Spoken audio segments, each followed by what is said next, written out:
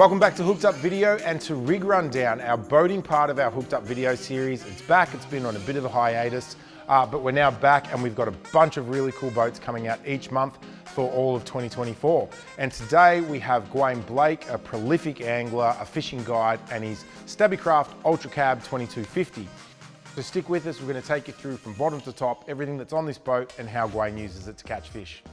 All right, Gawaine, so first question I've got for you is, why Stabicraft? I know that you had a smaller one before this, and I'm pretty sure before that you had a 17L, is that correct? So what brought you into Stabicraft in the first place and then into the 2250?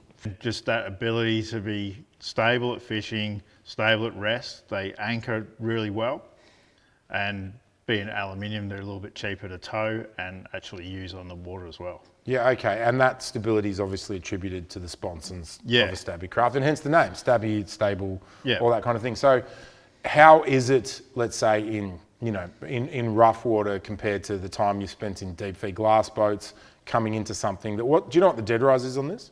Yeah, it's 17 degrees. So it's pretty mellow, and it's alloy. Do you find that it bangs harder than a glass boat? I can make any boat bang, and I can make this not bang as well. Yeah, okay. It's so just how the way you drive it. Yeah. And certain conditions where it comes from, where that wave comes from. Yeah. So you will tack a little bit more if you're doing long distance runs. Right. And it's obviously a big boat. I mean, 2250, what's that in meters? 6.8. So it'd probably be 6.4-ish waterline? Yeah, it's got a long water line. Yeah. And look, and length over water is better than any boat. Better than anything. Yeah. Okay, cool. And let's start off with going into it. How is she when you're going into it? Good. Yeah. And then following? Following's amazing. So following's where it's best.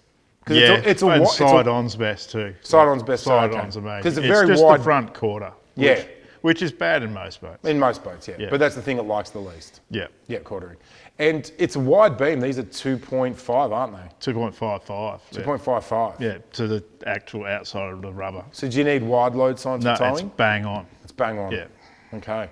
All right, cool. All right, let's move down to the trailer. It's got a dual axle, as you'd expect, easy tow. Have you had an easy tow before, or is this your first time? This is my first easy tow. And you're happy with it? I'm very happy with it. All right, let's go around to the transom and talk about everything that's on there. All right, Gawaine, so you've got a Mercury 300 here. 300 is more than enough for this boat. It's rated at 220, but I just put that extra horsepower on to be able to get it up there and then sit it, and just run on those lower revs and use. Yeah, it's not working economy. as hard. Yeah. But when you say it's rated to 220, you mean that's its minimum, or did you get special? That was recommended, and then I went up to its maximum. So its maximum's 300. And how's the performance? Oh, it's awesome. Yeah. And what do you, it's obviously a massive engine, it's a V8 300, but for what it is, how do you find fuel efficiency? I'll cruise, and cruise is actually quite fast. So it's 27 knots, and I'll do 1.4 kilometres a litre. What revs are you at for 27 knots? I think 4,200, 4,400, something like that. So it's up there a bit for a cruise speed. Yeah. But so that's what you need to be able to get the actual pontoons to lift up. If yours going slower, the pontoons create drag, and you'll find, and that's the beauty of the Simrad, like you'll see exactly where you're running with your engine. And I've used to cruise at 21, and I've found going up to 27 actually gets more air under the hull and then becomes more efficient. There's a lot dragging through the water with the sponsons. Gotcha. I see here you've got a transom mount transducer. Obviously being an alloy boat, they've got the plate coming out and putting it on that. Is that the only transducer in the boat? I've got 2 through hulls as well. Okay. So that's just to give me side scan and down scan. Yep. So I use down scan a lot for my whiting fishing to be able to differentiate between weed and sand. Gotcha. It does it so easily. So what have you got? 175 high wide? High wide and then low. And a low? Yeah. What are you using the low for? Just off the shelf. Yep. Deep dropping. Yep. And then the high wide, you use pretty much everything else. High wide I use it all the time. And you have, I know because I just put them on my new boat, you've got the Apollos, the Halo underwater lights. Yep. What do you actually use them for aside from safety and showing light and that kind of thing? Yeah, so obviously everyone uses the blue for that cool blue flame. Yeah. But more, I use the white a lot for bringing the bait fish in and stuff like that. So we'll fish the outer islands around the prom, and we'll flick the lights on at night and get all the yakkers and slimies at the back of the boat, get our bait pretty quick. And, So mainly for bait collection. Yeah. Have you ever strobed them? Do these have the strobe feature? They don't. They don't. But have you ever had them on with tuna spreads and you're trolling and found they make a difference or anything like that? I have, and I don't think it made too much of a difference. Okay. It might be more for a marlin. I don't know if tuna will be, as fired up to that. Yeah. And do you find that you've only got 2 on what's a really, wide transom? Do you find that that's enough? Yeah, that's heaps. Yeah. And I've only chose the 2 colours, so it's white and blue. Yeah, as opposed to RGB. Whereas the multiple colours, you actually lose globes. Intensity. Yeah. Okay, on this side of the transom, we got nice boarding ladder, which is obviously standard with the Stabby. It's an option, but yeah. It's an option. Yeah. It's a big chunk of aluminium, isn't it? Yeah. It's quite cool. Do you do much diving? No. No? Okay. And then I can see here you've got slimy tubes. Yeah. From, I can see, Steve's Custom Welding. Yeah. The live well's under the bait board, right? Yeah. And so what's that plumbed into? So that's normally a walk through here. So Yeah. I've actually added a second custom live bait tank. So you customised and did that yourself? Yeah, designed that with Steve. Oh, cool. So basically, when we're kingy fishing, especially down towards Marlow, we'll catch a lot of arrow squid as well as slimies and yakkers. Yep. And the arrow squid will just sit in there and destroy everything. So we try and separate them. And then if I'm fishing areas like, for instance, Seal Rocks or down the Rip where we get a lot of seals, that's all 3 of my rods. I run 3 rods of kingies, so I can get them straight out of the water, put my live bait in the live. So when the seals come around, you're pulling them out of the water and you can chuck them straight then in. we'll so is that actually, why you did it in a 3 like that? So gotcha. So we'll then sound up the fish and try jig them at the Rip. And then Seal Rocks, we just drive off from the seals, sound up the fish, drop the baits on the fish, instead of just slowly trolling around waiting for it to happen. Gotcha. And it must be the lid for the that centre tank, that's under the bait tank, is it? Yeah, correct. So it must be easier having it in that setup too. Yep. To dump them in. All right, cool. That covers the transom, I think. We'll hop into the boat and we'll start going through the cockpit. There's the live well we're just talking about. It's got a screen, got a light. That's a cool job that he's done as a custom after job. Yeah. And then I was just noticing a really nice big bait board and rigging station essentially. Cup holders. You've got the light. Is that light to the battery? Or is that just? Yeah, it's to the battery. It's got its own switch underneath here, so you can go white and blue. White. That'd be cool for a night and snapper season. And I've got my Dacron there for live baits, and I use mainly 100 pound, so that's all in there as well. Did you rig that up, or do they offer that? That's part of it. Yeah.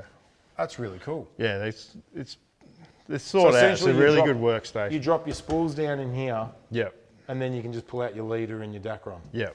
That's awesome. That's very cool. Okay, it's got 4 rod holders at the back, and then cup holders with. So there's 8 cup holders throughout the whole boat. What's the weird square thing for? I think cigarettes. I don't know, but I put my sinkers in there. Okay, and then obviously flips up there to get into the other live well, which is pretty easy, I suppose. That's cool, and it's got big lips around it. You're not going to lose anything. It's quite a good design. Batteries are in this cupboard here, I'm Batteries are assuming. in there. Yep. Yep. And you're just running AGMs, there's no lithium or anything? No, just standard AGMs. Yep. Snapper racks. Does New Zealand cater for snapper racks, or do you get that done here? That's through Steve as well. Yeah, they don't do snapper racks in New Zealand. They think we're all idiots using them.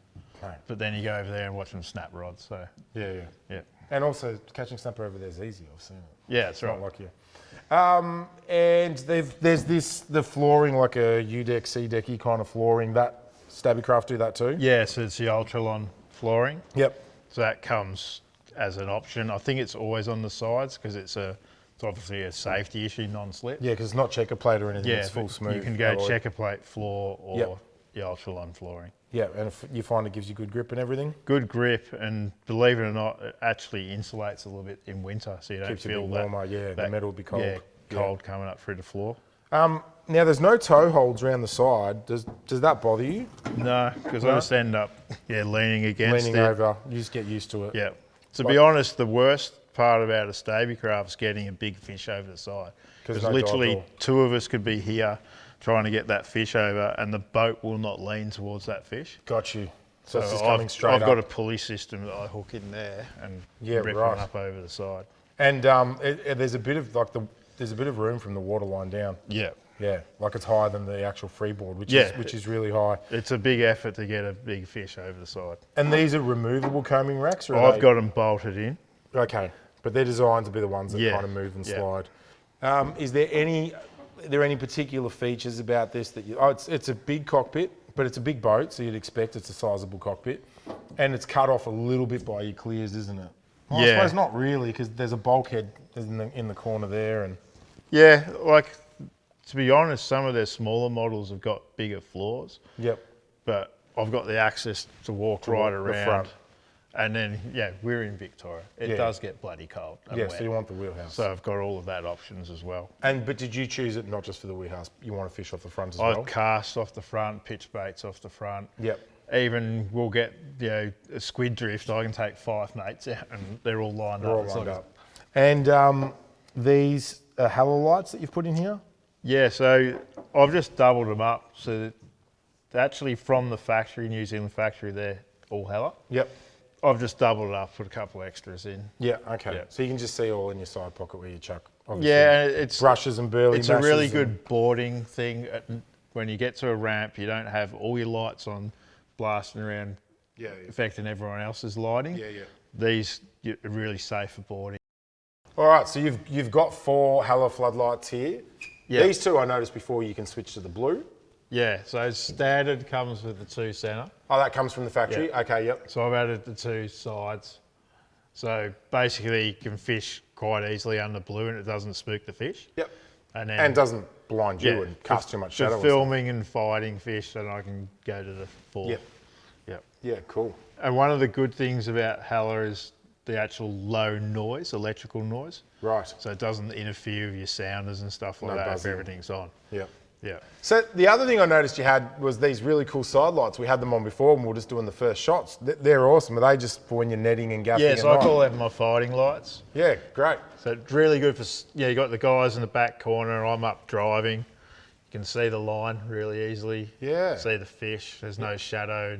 And, quite often you get a fish up close and if it moves forward, it actually comes out of view if you've just got your back lights on. So those side fighting lights are awesome. Yeah, they're really cool. And you wouldn't leave them on permanently though, would you? No, so I've actually got the button back here too. So oh, nice, you can just I don't have to touch it, the boys can just do it and bang, they're on. If you're on the wheel, got you. And they're hella as well, right? Yeah, hella, yeah. It's Moose for Moose Marine, and that was a really cool boat. If you're looking for a high quality lighting solution, then come down to Moose Marine and check out our Hella Marine interactive lighting display. We have it all in display from underwater lights, courtesy lights, deck lights, floodlights, every kind of light. And we would love to tailor a solution for you.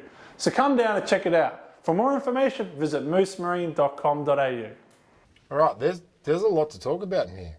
I don't know where to start. First off, me banging my head on this, but I'll forgive you for that. It was a bad move. I do love the fact you've got a 16 mounted here. This is obviously so when you're in the cockpit, you're not walking, you can't see the helm. Yeah. You can look back and see your sounder. Mark fish, see the sounder. Yeah. Even the boys can get involved, when we're trawling and go, sometimes they're not switched on, like we just mark the fish and all that sort of stuff. Yeah. Or they can mark it. Yeah. Or we're drifting and jigging, you can mark it as well. Yeah, well, you can even look at your nav, and then when you've drifted off the reef or something, you're not coming back here to check it. And the autopilot, they can drive control from there that as well. So. Yeah. So no, that is very cool. Aside from the fact I just hit my head in it, I do love that. Now these are the big windows you're talking about. These slide. Yeah, these are massive. These slide right open. How does it just push down and pull? Cool. Kids proof. Yeah. No, that's nice. And the front obviously doesn't open up, but nice big windscreen.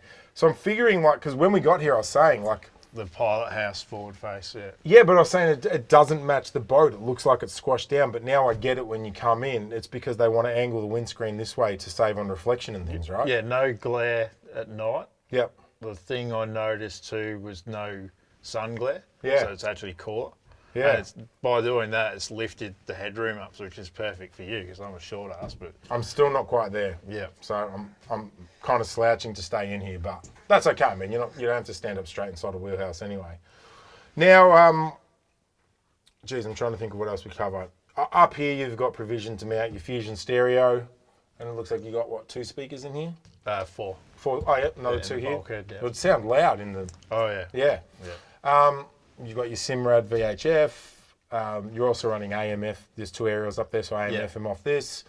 Another little courtesy light, which is cool. A lot of boats struggle having a light here to shine down, so that's a cool thing. And then we come to your main helm that leads into a little V-berth, which is it's a really interesting design. So let's just talk about this. So you've got the 16 here. You've got another 16 here. You've got that's a 7. Yeah, that's a 7 Evo 3. Evo 3, and this is a Go 7. No switches, no buttons. So what are you using this one for? Engine data? Engine data. Yep. Or if I decide I'm going to go like down scan, or I might actually use that one for down scan, and that traditional depends where I am. Yeah. What you want to see closer up, yep. Yeah, if I'm going side scan, I normally use the big screen. Of course. And then that'll just be traditional or down scan. They're all through a S5100 module. Okay. The booster. All right, can I jump in the helm just to see how it's all laid out? Captain, yes. Yes, be the captain for a little bit. All right, so I'm 6'3", and from a stand-up driving purpose, this is perfect. Steering wheel's at a really good height. Even though it's a side mount binnacle, it still feels really comfortable. I'd have no problems reversing going forwards. Anchor winch is in the wrong spot. This should probably be on the other side. Yeah. Yep. That's the only thing I can pick. I like where the trim tab switch is. The only thing is that from the factory, they put the anchor switch on the wrong side. Well, they're from New Zealand, you know.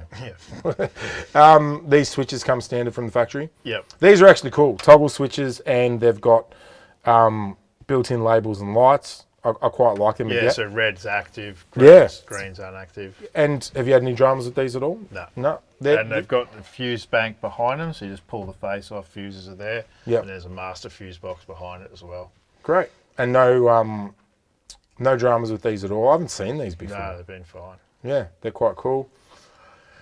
This is a really well laid out helm, and I've never had a boat with a wheelhouse, but you know, it's night time. We're shooting this at night time. We're in a factory, but it does feel like, it's a bad word to use with 2 blokes, but it does feel cozy. It is cozy. It's nice, like carpeted roof. Like it would be really nice, like nights out fishing for gummies in winter, early snapper season, offshore on the tuna, all that sort of stuff. It would be good in fishing. Here. And like, okay, so this is, you wouldn't sleep in there. Really. I do. You do sleep in there. Yeah. Yeah. Okay. So we literally click these 2 bunks down, that folds down, and that. Oh, this all comes down. Gotcha. Slides forward. Right. Can you show us? Yep. Can you get in there, Craig? All right.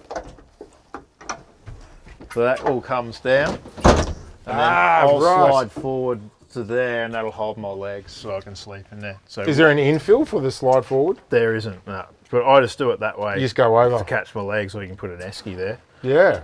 So we'll go away mulloway fishing, and we normally do watches. These 2 chairs swing around. Yep. There's normally 3 of us. Someone has a sleep up the front. And and obviously we've got a lot of areas to actually store stuff too, food and all your wet weather gear. You've got full life cell for safety as well, and extra jackets up there and stuff. I mean, this is the cool thing about, you can't do this shit in a glass boat. No. You know, this is a cool design. I kind of forgive them for the anchor switch being on the wrong side, because you can have so much space and then flip out of bed and do something like this. I think it's more too, with the 16 too, I can't really push that much further that way. So where do you put the anchor switch? Well, you put the switches on that side and put the anchor switch on that side. Yep. Stabicraft, it's easy, switch them over. All right, Gawaine, let's just talk a little bit in your fishing, how you're using your navigation. So Simrad, you're running C-map cards. Yeah.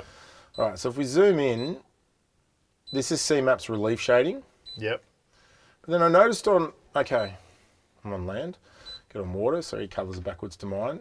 So you're running like what do you call this overlay on it? It's the high res, the high bathy. High res bathy, right. So that's in conjunction, you're running that as an overlay on the relief shading as well. Yeah. Let's go down to the rip and have a look at that. All right, this is starting to look crazy here. So you've got your relief shading, but then it's drawing your bathymetric? Bathymetric, yeah. So it's got the bathymetric overlay. CMAP offers you that as well. Yeah, and that the beauty of it with the actual the shading, the relief shading, is any mapping, especially in the rip, in the channels, they actually delete all the mapping because they don't want you obviously anchoring and fishing it. But the relief shading shows it all. So when You can just figure it out for yourself. Yeah, down drifting through the rip, you can see the channels and ledges with the reef. So is shading. that why on this section here it cuts off the Yeah. bathymetric, because they don't want to give you that data? Yeah. Right. Like maritime.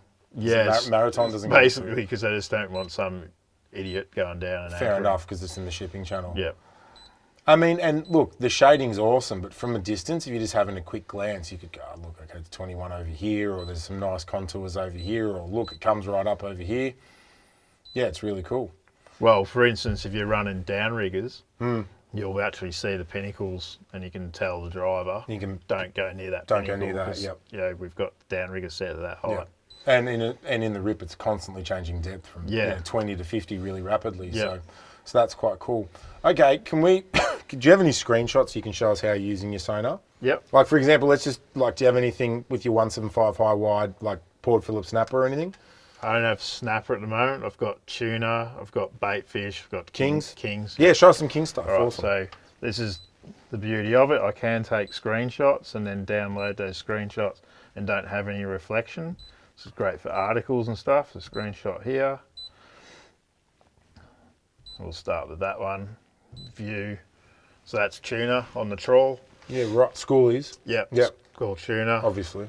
And then you can just literally flick through whatever you want. So that's kingies on the bottom. Okay, so this is, for Simrad users, this would be, I don't know, the black and red palette. Yeah. And you've obviously removed the last 17, the last 6 colours Yeah. or so. So I've used, colour arrays. Colour arrays, yeah. Got rid of the lower substrates. It means I can push it up a bit better. Gives me a better picture of that harder object. Do you know what your game would be sitting at on this? That would be auto there. It's just straight auto. So that's just straight auto. Yeah. You've said that to me before. Are you generally running just straight auto? Yeah, auto's telling the unit what you want to see, and then the unit will up the adjustment through the depths. Yep. So you can actually tell it the sediment level you want to see, and then it'll just adjust the levels. Yeah, awesome. So say on top end Western Port, I'll go to -8, and it can be quite an undulating bottom that can go from 4 to 12 metres quite rapidly. Yep. And it'll adjust itself that way instead of having to keep playing around with the game. Yeah, okay. Different in Port Phillip when you're only, you can move 2 kilometres and only go down 2 a metre metres. or so, yeah. Yeah, but for Western Ports, it's unreal. Yeah. Like we'll flick through, you can tell that's a little lamb chop, like a fat lamb chop. That's definitely tuna. Yep. And then you go to the longer, we're not moving very fast, so the longer squiggly lines are kingfish. Yep. Then you've got your bait and you've got your barrel above the bait there. So that's a barrel sitting above bait. Yep. Yeah, and we keep going. That's just your bait. That's actually fish in amongst the bait down below. Oh, you can see that mark there. What was that, a king? Yeah, they were kings. Oh, shit, Ooh. sorry. So we go back into that. Storage, yeah. It's all very user friendly, isn't it? It's just there. Yeah. It's just so easy to find. find, yeah. And do you use this colour palette for everything? This is just your colour palette? The reason I do, because I do a lot of night fishing, you get less reflection with that. Less brightness in your eyes, yep. Yeah, cool. So that's your kingies coming up. There's actually one getting fought there on the lines. You can see he's going back and forth and fighting down, and they're following that one up. That's cool. Yeah. And are you ever running like a split screen with a bottom lock? Like when you fish Port Phillip for snapper, do you split screen it, or you just always leave it open? I just zoom in, yeah. Yep. Because for snapper in Port Phillip, I only need to see that 5 metres up off the seabed. Yep. So I'll just zoom in. I might have... So you run the whole thing zoomed in? Yeah, but then that one up here, because this can be my map, that Yep. one up here might be just, the whole screen. The whole screen, gotcha. Yeah. Gotcha. And I guess that's the beauty of having 3. Yeah. Yep. And it doesn't slow anything down. Gotcha. Yep. Yeah, awesome. All right, let's walk up the front and look at the front casting platform. Nice step up. And you just need to go a little bit sideways. It's cool. Yeah, if you got a fat ass, it might be a bit of an issue. But Yep, no, it's pretty good. So we'll just talk about, obviously, the roof of the Wheelhouse and what you've got mounted up here. Your 2 aerials, ankle light. You've got your heading sensor puck up there. Yep. And then this is a Halo 20. 24. 24? Yep. And what are you largely using your Halo for? Night runs, Yep. bit of fog. Yep. And believe it or not, in Port Phillip, if you go into an area where you want to actually fish, making sure no one's on the marks. No one's already on the marks yet. You don't want to be blasting 6Ks. And someone's already there. Out to the other side of the shipping lane to find someone there. Yeah. Does it pick up birds? Yeah, well, like all radar, height's an issue. So Yep. the bigger game boats, they're going to pick up more than you can. Of course. Yep. Right, and then you've got two front light bars. Are these Hella as well? Yep. Switching between blue and white? Yep. So you're largely using them for the blue just to see up here and stuff? See up there, manoeuvring, around the boat ramps and stuff without killing everyone. Yeah. And then I've got the light bar up the front. I got a front one too. Yeah, and that's more for like if you're actually running through the channels and stuff like that, Western Port, just to pick up the poles. Pick up the poles. Yep. Gotcha. And then nice cabin hatch to come out and get some fresh air as well, I noticed. And then you've got full casting for tuna, cast for squid, do whatever you want from up here. Yeah. And the bow rail does actually act as a little bit of a hold you in, doesn't it? Yeah. Yep. Yeah. And it's a nice solid barrel, it's not going to move. No. But then easy maintenance for your actual winch. That's your anchor winch in here. Yep. So What winch are you running? they all come with Maxwell's. Yep. No dramas? Nothing. No. Amazing, huh? Yep. All right, cool, man. I think that, okay, there's a mount here for an electric. Yeah, so I was going to go down the process of getting an electric, but I keep my boat in the marina on dry dock. Yep. And there's just no way to charge it, so. So you're not going to bother for now? Not at the moment, no. Yeah, okay. And that comes standard, or did you order as an option? That's an option. Yep. And So you at thought the you were gonna moment, get that's what I call the poo platform. that would work really well, It works actually. really good. You And can hang. Stand on there, really get some hang time.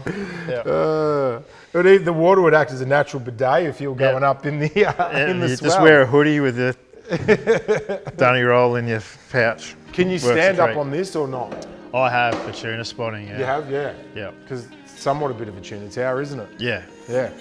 Gawaine, thanks heaps, man, for bringing the worries. boat down. Really appreciate your time. I know you're a busy guy. I know late night thing, you probably got to get up and go fishing tomorrow. So thank you heaps. Thanks everyone for watching. If you do want to see more rig rundowns, we're going to have one coming out every month for all of 2024.